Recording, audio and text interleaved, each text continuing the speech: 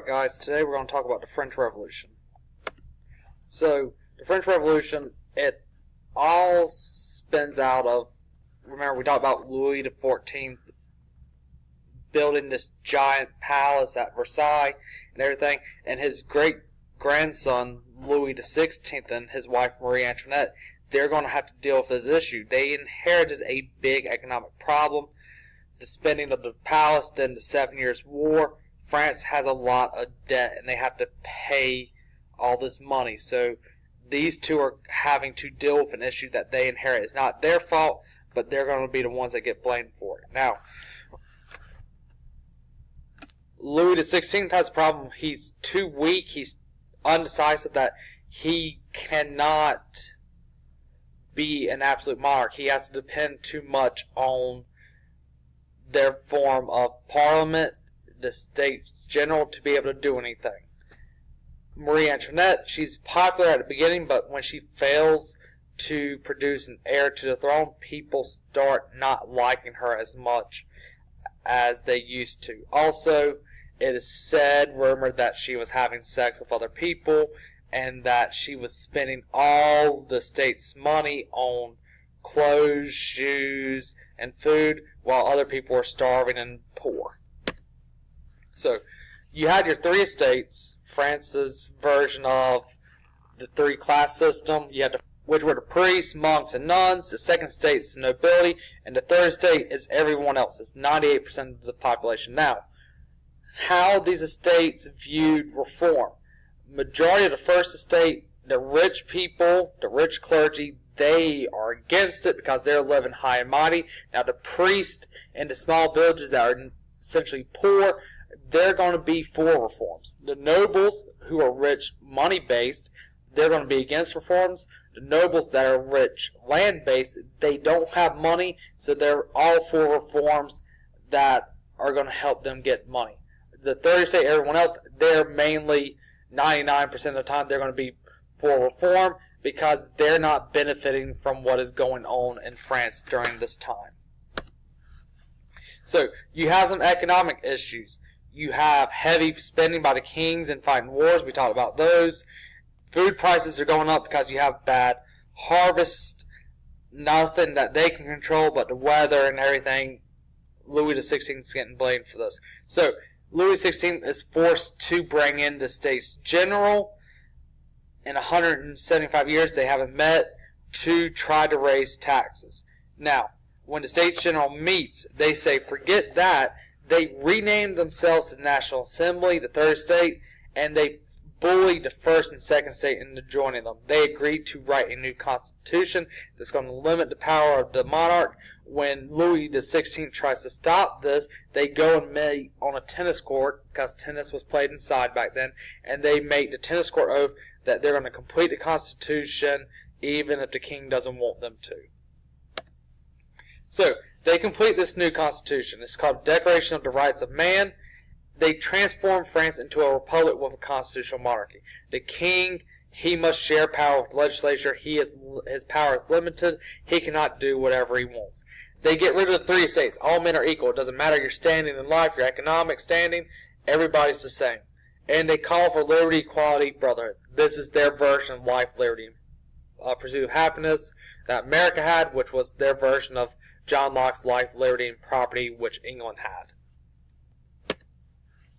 Now, the moderate stage of revolution. So the beginning stages, they're moderate. They're not to the extreme. It's following the same type of stuff that American Revolution was going on. You had the tennis court oath. You had the storming of the Bastille, which happened on July 14th, 1789. That's their Independence Day. They go into this prison. They're freeing all these political prisoners that they're told are inside. Turns out there's not any there. There's very few in there, and it was a failure, but the point was that they're rebelling against the government now, the king. You also have the Great Fear that takes place shortly after this for a couple months, and it's this fear of the first and second estate trying to take out the third estate, and so people are going to start rioting in the street. People go so far that they go to the Palace of Versailles and they arrest the king and queen. They arrest the king and queen. They're put under house arrest. The king and queen will eventually try to escape. They're going to try to flee to Austria, where Marie Antoinette is from, and they'll get arrested. They'll get captured and arrested again and charged with treason because they were trying to flee the country. This will then put France in a war with Austria and everything because they're essentially holding the Princess of Austria hostage. So, the National Assembly, they need a way to make money after arresting the king and then having all these wars they're fighting while the revolution is going on. So, they think, let's seize all the Catholic Church's land and sell it to people, and we'll make some income this way. This is going to upset the Pope. It's going to anger peasants in the countryside because religion is very important to them. The nobles, they agree to give up all their privileges because they don't want to be imprisoned. They don't want to be killed because they know if they go against the third estate, that's going to happen to them. Now, the radical sages. This is where the French Revolution is going to diverge from the path of the American Revolution. They're going to get very bloody and it's going to get very violent. The king and queen are charged with treason and they're going to be put to death. They're going to be killed by the guillotine. They use the guillotine because it's seen as a more humane form of execution and immediate death.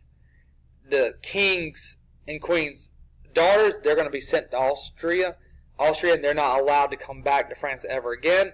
The son, he is locked in prison, and he is told that his parents are off living their lives somewhere else, and they have left him in prison because they do not love him anymore.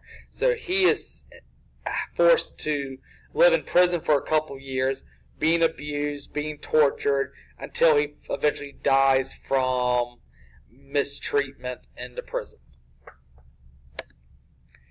So, when you have the king and queen killed, you have what starts this reign of terror. It's a very bloody time period. The government is under the leadership of Maximilien Robespierre.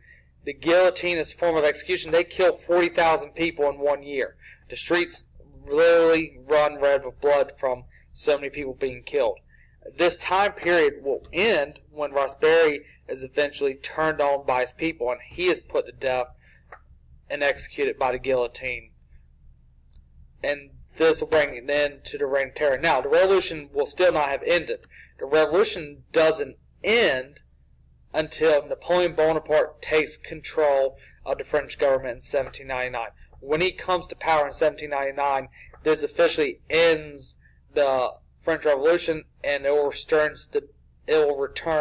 stability to the French government and France in general. So that is it for the French Revolution. Next, we're going to talk about Age of Napoleon, with Napoleon coming to power, him leading France, making France a world power again, and then their eventual fall from grace with Napoleon being exiled.